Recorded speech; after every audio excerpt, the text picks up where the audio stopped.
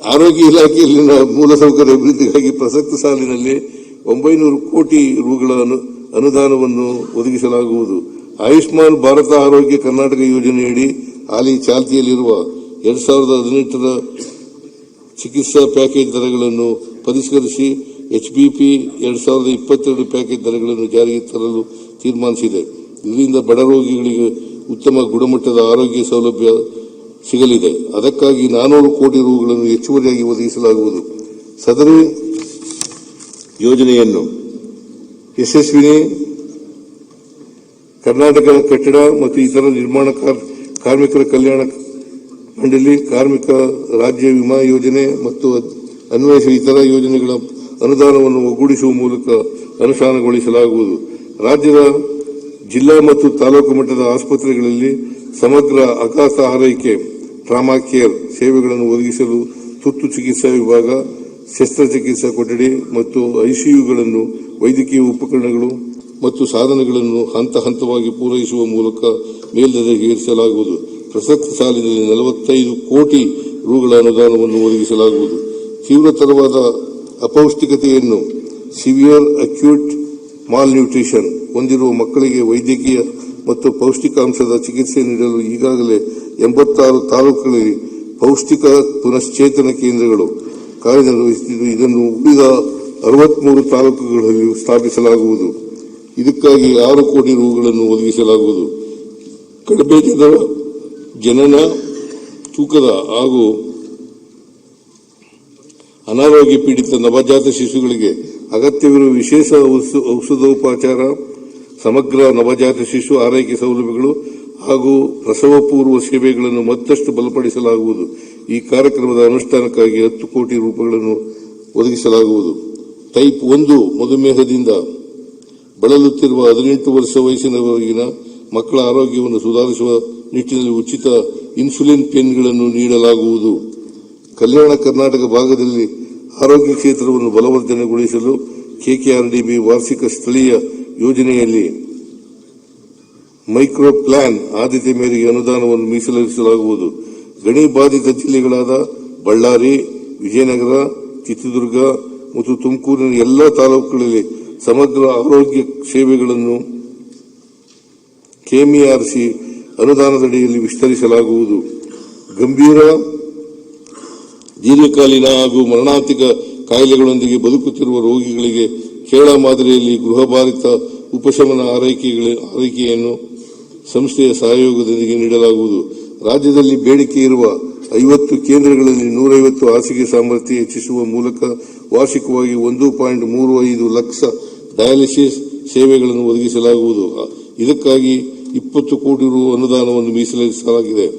ದಾವಣಗೆರೆ ತಾಲೂಕಿನ ಮಾಯಕೊಂಡ ಪ್ರಾಥಮಿಕ ಆರೋಗ್ಯ ಕೇಂದ್ರವನ್ನು ಸಮುದಾಯ ಆರೋಗ್ಯ ಕೇಂದ್ರವನ್ನಾಗಿ ಉನ್ನತೀಕರಿಸಲಾಗುವುದು. ಜಿಲ್ಲಾ ಆರೋಗ್ಯ ಅಧಿಕಾರಿ, DHO, ಜಿಲ್ಲಾ ಚಿಕಿತ್ಸಕರು, DS ಇತ್ಯಾದಿ ಆಡಳಿತಾತ್ಮಕ ಅಧಿಕಾರಿಗಳ ನೇಮಕಾತಿಯಲ್ಲಿ ವಸ್ತುನಿಷ್ಠತೆಯನ್ನು ತರುವ ಮೂಲಕ ಸಾರ್ವಜನಿಕ ಆರೋಗ್ಯ ವೃಂದವನ್ನು ಪಬ್ಲಿಕ್ ಹೆಲ್ತ್ ಕ್ಯಾಡರ್ ಹಂತ ಹಂತವಾಗಿ ಅನುಷ್ಠಾನಗೊಳಿಸಲಾಗುವುದು. ಡಿಜಿಟಲ್ ಆರೋಗ್ಯ ಕಾರ್ಯಕ್ರಮದಲ್ಲಿ ಈ ಕೆಳಕಂಡ ಉಪಕ್ರಮಗಳನ್ನು ಕೈಗೊಳ್ಳಲಾಗುವುದು.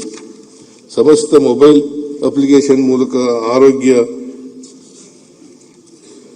ಇಲಾಖೆಯ ಎಲ್ಲ ಕ್ಷೇತ್ರದ ಸಿಬ್ಬಂದಿ ನಿರ್ವಹಿಸುತ್ತಿರುವ ವಹಿಗಳ ಡಿಜಿಟಲೀಕರಣ,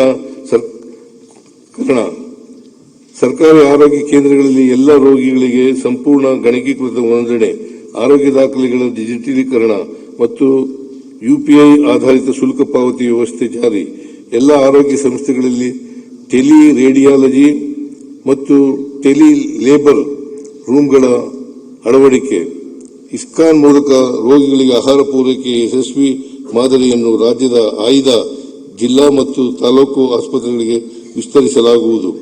ಜಿಲ್ಲಾ ಮತ್ತು ತಾಲೂಕು ಕೇಂದ್ರಗಳ ಆಯ್ದ ಆಯುಷ್ ಆಸ್ಪತ್ರೆಗಳಲ್ಲಿ ಪಂಚಕರ್ಮ ಘಟಕಗಳನ್ನು ಸ್ವಾವಲಂಬಿ ಸೆಲ್ಫ್ ಸಸ್ಟೈನಿಂಗ್ ಮಾದರಿಯಲ್ಲಿ ಸ್ಥಾಪಿಸಲಾಗುವುದು.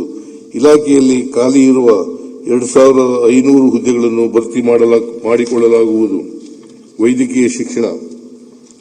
ವೈದ್ಯಕೀಯ ಶಿಕ್ಷಣ ಇಲಾಖೆಯ ಮೂಲಸೌಕರ್ಯವನ್ನು ಇನ್ನಷ್ಟು ಸದೃಢಗೊಳಿಸಲು ಕೆಳಕಂಡ ಪ್ರಮುಖ ಉಪಕ್ರಮಗಳನ್ನು ತೆಗೆದುಕೊಳ್ಳಲಾಗಿರುತ್ತದೆ. ಕಾರವಾರದಲ್ಲಿ 138 ಕೋಟಿ ರು ವೆಚ್ಚದ 450 ಹಾಸಿಗೆ ಸಾಮರ್ಥ್ಯದ ಮಲ್ಟಿ ಸ್ಪೆಷಾಲಿಟಿ ಆಸ್ಪತ್ರೆ ರಾಯಚೂರಿನಲ್ಲಿ 10 ಕೋಟಿ ರು ವೆಚ್ಚದ ಟ್ರಾಮಾ ಕೇರ್ ಮತ್ತು ಮೈಸೂರು ಹಾಗೂ ತುಮಕೂರಿನಲ್ಲಿ 92 ಕೋಟಿ ರು ವೆಚ್ಚದ ಪೆರಿಫೆರಲ್ ಕ್ಯಾನ್ಸರ್ ಕೇಂದ್ರಗಳ ಕಾಮಗಾರಿಗಳನ್ನು ಪೂರ್ಣಗೊಳಿಸಲಾಗಿದೆ. 236 ಕೋಟಿ ರು ವೆಚ್ಚದ ಹುಬ್ಬಳ್ಳಿಯ ಜಯದೇವ ಹೃದ್ರೋಗ ಪ್ರಾದೇಶಿಕ ಕೇಂದ್ರದ ಕಟ್ಟಡವನ್ನು ಪ್ರಸಕ್ತ ಸಾಲಿನಲ್ಲಿ ಲೋಕಾರ್ಪಣೆಗೊಳಿಸಲಾಗುವುದು. ಬೆಂಗಳೂರಿನ ರಾಜೀವ್ ಗಾಂಧಿ ಎದೆ ರೋಗಗಳ ಆಸ್ಪತ್ರೆ ಆವರಣದಲ್ಲಿ ಅಜೀಂ ಪ್ರೇಮ್ ಜಿ ಫೌಂಡೇಶನ್ ವತಿಯಿಂದ 1,000 ಹಾಸಿಗೆಗಳ ಚಾರಿಟಬಲ್ ಸೂಪರ್ ಸ್ಪೆಷಾಲಿಟಿ ಟರ್ಷಿಯರಿ ಆರೈಕೆ ಮತ್ತು ಅಂಗಾಂಗ ಕಸಿ ಆಸ್ಪತ್ರೆಯನ್ನು ನಿರ್ಮಾಣ ಮಾಡಲು ಒಡಂಬಡಿಕೆಯನ್ನು ಮಾಡಿಕೊಳ್ಳಲಾಗಿದೆ. 2026-27ನೇ ಸಾಲಿನಲ್ಲಿ ವೈದ್ಯಕೀಯ ಕಾಲೇಜುಗಳು, ಆಸ್ಪತ್ರೆಗಳು ಮತ್ತು ಸೂಪರ್ ಸ್ಪೆಷಾಲಿಟಿ ನಿರ್ಮಾಣ ಕಾಮಗಾರಿಗಳಿಗೆ 620 ಕೋಟಿ ರುಗಳ ಅನುದಾನವನ್ನು, ಉಪಕರಣಗಳ ಖರೀದಿಗಾಗಿ 220 ಕೋಟಿ ರುಗಳ ಅನುದಾನವನ್ನು ಮೀಸಲಿಡಲಾಗಿದೆ. ಮೈಸೂರಿನ 400 ಹಾಸಿಗೆ ಸಾಮರ್ಥ್ಯದ ಶ್ರೀ ಜಯದೇವ ಹೃದ್ರೋಗ ಆಸ್ಪತ್ರೆಯನ್ನು 600 ಹಾಸಿಗೆ ಸಾಮರ್ಥ್ಯದ ಆಸ್ಪತ್ರೆಯನ್ನಾಗಿ 180 ಕೋಟಿ ರು ವೆಚ್ಚದಲ್ಲಿ ಮೇಲ್ದರ್ಜೆಗೇರಿಸಲಾಗುವುದು. ಹಿಂದಿನ ಸಾಲಿನ ಆಯವ್ಯಯದಲ್ಲಿ ಘೋಷಿಸಿದಂತೆ ಪುತ್ತೂರಿನಲ್ಲಿ ವೈದ್ಯಕೀಯ ಕಾಲೇಜನ್ನು ಸ್ಥಾಪಿಸಲು 300 ಹಾಸಿಗೆಯ ಆಸ್ಪತ್ರೆಯನ್ನು ನಿರ್ಮಿಸಲು ಅನುಮೋದಿಸಲಾಗಿರುತ್ತದೆ. ಅಲ್ಲದೆ ಬಾಗಲಕೋಟೆಯಲ್ಲಿ ರಾಜೀವ್ ಗಾಂಧಿ ಆರೋಗ್ಯ ವಿಜ್ಞಾನ ವಿಶ್ವವಿದ್ಯಾಲಯ ಘಟಕ ಕಾಲೇಜನ್ನು ಸ್ಥಾಪಿಸಲು ಕ್ರಮ ವಹಿಸಲಾಗಿದೆ. ಸದರಿ ಕಾಲೇಜುಗಳ ಕಾರ್ಯಾಚರಣೆಗಾಗಿ ಸೂಕ್ತ ಕ್ರಮಗಳನ್ನು ತೆಗೆದುಕೊಳ್ಳಲಾಗುವುದು. ವಿಜಯಪುರ ಮತ್ತು ಕೋಲಾರ ಜಿಲ್ಲೆಯಲ್ಲಿ ಸರ್ಕಾರಿ ವೈದ್ಯಕೀಯ ಕಾಲೇಜನ್ನು ಸ್ಥಾಪಿಸಲು ವಿಸ್ತೃತ ಯೋಜನಾ ವರದಿಯನ್ನು ತಯಾರಿಸಲಾಗುವುದು. ಕಾರವಾರ ಮತ್ತು ಯಾದಗಿರಿಯಲ್ಲಿ ತಲಾ 100 ಕೋಟಿ ರು ವೆಚ್ಚದಲ್ಲಿ ಸೂಪರ್ ಸ್ಪೆಷಾಲಿಟಿ ಆಸ್ಪತ್ರೆಗಳನ್ನು ತೆರೆಯಲಾಗುವುದು. ವಿಜಯನಗರ ಮತ್ತು ಕೊಪ್ಪಳ ಜಿಲ್ಲೆಯಲ್ಲಿ ತೃತೀಯ ಹಂತದ ಕ್ಯಾನ್ಸರ್ ಆರೈಕೆ ಒದಗಿಸಲು ಕ್ಯಾನ್ಸರ್ ಆಸ್ಪತ್ರೆಯನ್ನು ಮುನಿರಾಬಾದ್ ಟಿಬಿ ಡ್ಯಾಂನಲ್ಲಿ ಸ್ಥಾಪಿಸಲಾಗುವುದು. ಬೆಂಗಳೂರಿನ ಗೋವಿಂದರಾಜನಗರ ಬಿಬಿಎಂಪಿ ಮಲ್ಟಿ ಸ್ಪೆಷಾಲಿಟಿ ಆಸ್ಪತ್ರೆಯಲ್ಲಿ ಜಯದೇವ ಹೃದ್ರೋಗ ಸಂಸ್ಥೆಯ ಪ್ರಾದೇಶಿಕ ಕೇಂದ್ರವನ್ನು 15 ಕೋಟಿ ರುಗಳ ವೆಚ್ಚದಲ್ಲಿ ಗ್ರೇಟರ್ ಬೆಂಗಳೂರು ಪ್ರಾಧಿಕಾರದ ಸಹಯೋಗದೊಂದಿಗೆ ಸ್ಥಾಪಿಸಲಾಗುವುದು. ಬೆಂಗಳೂರಿನ ವಾಣಿವಿಲಾಸ ಆಸ್ಪತ್ರೆ ಮತ್ತು ಕಲಬುರಗಿಯ ಗುಲ್ಬರ್ಗ ವೈದ್ಯಕೀಯ ವಿಜ್ಞಾನ ಕಾಲೇಜಿನಲ್ಲಿ ಐವಿಎಫ್ ಕೇಂದ್ರಗಳನ್ನು ಸ್ಥಾಪಿಸಲು ತಲಾ 1 ಕೋಟಿ ರುಗಳನ್ನು ಒದಗಿಸಲಾಗುವುದು. ಬೆಂಗಳೂರಿನ ವಿಕ್ಟೋರಿಯಾ ಆಸ್ಪತ್ರೆಯನ್ನು ಶಾಂತವೇರಿ ಗೋಪಾಲಗೌಡ ಆಸ್ಪತ್ರೆ ಎಂದು ಮರುನಾಮಕರಣಗೊಳಿಸಲಾಗುವುದು. ಬೆಂಗಳೂರು ವೈದ್ಯಕೀಯ ಕಾಲೇಜಿನ ಎಂಬಿಬಿಎಸ್ ಮತ್ತು ಬಿಡಿಎಸ್ ವಿದ್ಯಾರ್ಥಿಗಳ ಬಾಲಕರ ಹಾಸ್ಟೆಲ್ ನಿರ್ಮಾಣಕ್ಕಾಗಿ 10 ಕೋಟಿ ರುಗಳ ಅನುದಾನವನ್ನು ಒದಗಿಸಲಾಗುವುದು. ಮಹಿಳಾ ಮತ್ತು ಮಕ್ಕಳ ಅಭಿವೃದ್ಧಿ. ಗುಲಾಬಿ ಎಂದರೆ ಅಮ್ಮನಿಗೆ ಇಷ್ಟ, ಗೊತ್ತು ಅವಳಿಗೆ ಮುಳ್ಳಲ್ಲಿ ಹರಳುವ ಕೃಷ್ಣ. ಪಿಎಂ ಬಶೀರ್. ಗೃಹಲಕ್ಷ್ಮಿ ಯೋಜನೆಯಡಿ ಇಲ್ಲಿಯವರೆಗೂ ಎಲ್ಲ ಅರ್ಹ ಫಲಾನುಭವಿಗಳಿಗೆ ಒಟ್ಟು 62,345 ಕೋಟಿ ರುಗಳ ವೆಚ್ಚ ಭರಿಸಲಾಗಿದೆ. ಈ ಯೋಜನೆಯಡಿ 1.24 ಕೋಟಿ ಫಲಾನುಭವಿಗಳಿಗೆ ಯಶಸ್ವಿಯಾಗಿ ಧನ ಸಹಾಯ ಪಾವತಿಸಲಾಗುತ್ತಿದೆ. ಪ್ರಸಕ್ತ ಸಾಲಿನಲ್ಲಿ ಈ ಯೋಜನೆಯಡಿ 28,608 ಕೋಟಿ ರುಗಳನ್ನು ಮೀಸಲಿರಿಸಿದೆ.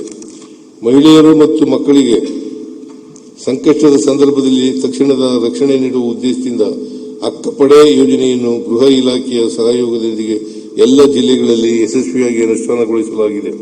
ರಾಜ್ಯದಲ್ಲಿ ಕಾರ್ಯನಿರ್ವಹಿಸುತ್ತಿರುವ 1,39,844 ಅಂಗನವಾಡಿ ಕಾರ್ಯಕರ್ತೆಯರು ಸಹಾಯಕರಿಗೆ ಹೆಚ್ಚುವರಿಯಾಗಿ 1 ಜೊತೆ ಸಮವಸ್ತ್ರವನ್ನು ವಿತರಿಸಲಾಗುವುದು. ಮಾಜಿ ದೇವದಾಸಿಯರ ಹಾಗೂ ಲಿಂಗತ್ವ ಅಲ್ಪಸಂಖ್ಯಾತರ ಸ್ಥಿತಿಗತಿ ಅರಿಯಲು, ಪುನರ್ವಸತಿ ಕಲ್ಪಿಸಲು ಮತ್ತು ಸರ್ಕಾರದ ಸೌಲಭ್ಯಗಳನ್ನು ಒದಗಿಸುವ ಹಿನ್ನೆಲೆಯಲ್ಲಿ ಅವರ ನಿಖರ ಮಾಹಿತಿ ಸಂಗ್ರಹಿಸುವುದಕ್ಕಾಗಿ ಸಮೀಕ್ಷೆಗಳನ್ನು ಕೈಗೊಳ್ಳಲಾಗಿದೆ. ಮಾಜಿ ದೇವದಾಸಿಯರ ಮಕ್ಕಳಿಗೆ ಉನ್ನತ ಶಿಕ್ಷಣದ ಅವಕಾಶಗಳನ್ನು ವಿಸ್ತರಿಸುವುದರ ಜೊತೆಗೆ ಹೆಣ್ಣು ಮಕ್ಕಳಿಗೆ ಸ್ವಯಂ ಉದ್ಯೋಗ ಮತ್ತು ವೈಯಕ್ತಿಕ ಆದಾಯೋತ್ಪನ್ನ ಚಟುವಟಿಕೆಗಳನ್ನು ಕೈಗೊಳ್ಳಲು ಅಗತ್ಯ ಆರ್ಥಿಕ ಸಹಾಯ ನೀಡುವ ಕಾರ್ಯಕ್ರಮವನ್ನು ರೂಪಿಸಿ ಜಾರಿಗೆ ತರಲು 5 ಕೋಟಿ ರುಗಳನ್ನು ಮೀಸಲಿಡಲಾಗುವುದು. ಮಾಜಿ ದೇವದಾಸಿಯರು, ಲಿಂಗತ್ವ ಅಲ್ಪಸಂಖ್ಯಾತರು, ಚೇತನ ಹಾಗೂ ಧನಶ್ರೀ ಯೋಜನೆಯ ಫಲಾನುಭವಿಗಳಿಗೆ ಆದಾಯೋತ್ಪನ್ನ ಚಟುವಟಿಕೆಗಳಿಗಾಗಿ ಪ್ರಸಕ್ತ ನೀಡಲಾಗುತ್ತಿರುವ 30,000 ಪ್ರೋತ್ಸಾಹಧನವನ್ನು 45,000 ರುಗಳಿಗೆ ಹೆಚ್ಚಿಸಲಾಗುವುದು. ಮಾದಕ ವ್ಯಸನಕ್ಕೆ ಒಳಗಾದ 18 ವರ್ಷದೊಳಗಿನ ಮಕ್ಕಳಿಗಾಗಿ ಪ್ರಾಯೋಗಿಕವಾಗಿ ಬೆಂಗಳೂರಿನ ನಿಮಾನ್ಸ್ ಹಾಗೂ ಧಾರವಾಡದ ಡಿಮಾನ್ಸ್ ಸಂಸ್ಥೆಗಳ ಸಹಯೋಗದೊಂದಿಗೆ ಮಾದಕ ವ್ಯಸನಿಗಳ ಪುನರ್ವಸತಿ ಕೇಂದ್ರಗಳನ್ನು ಪ್ರಾರಂಭಿಸಲಾಗುವುದು. ಕಲ್ಯಾಣ ಕರ್ನಾಟಕ ಪ್ರದೇಶದಲ್ಲಿ ಪ್ರಾಥಮಿಕ ಬಾಲ್ಯ ಆರೈಕೆ ಮತ್ತು ಶಿಕ್ಷಣವನ್ನು ಬಲಪಡಿಸಲು ಈ ಭಾಗದ ಜಿಲ್ಲೆಗಳಲ್ಲಿ ಅಗತ್ಯವಿರುವ 1668 ನಿವೇಶನಗಳಲ್ಲಿ ಅಂಗನವಾಡಿ ಕಟ್ಟಡಗಳ ನಿರ್ಮಾಣವನ್ನು 200 ಕೋಟಿ ರುಗಳ ವೆಚ್ಚದಲ್ಲಿ ಕೆಕೆಆರ್ಡಿಬಿ ಅನುದಾನದಿಂದ ಕೈಗೊಳ್ಳಲಾಗುವುದು.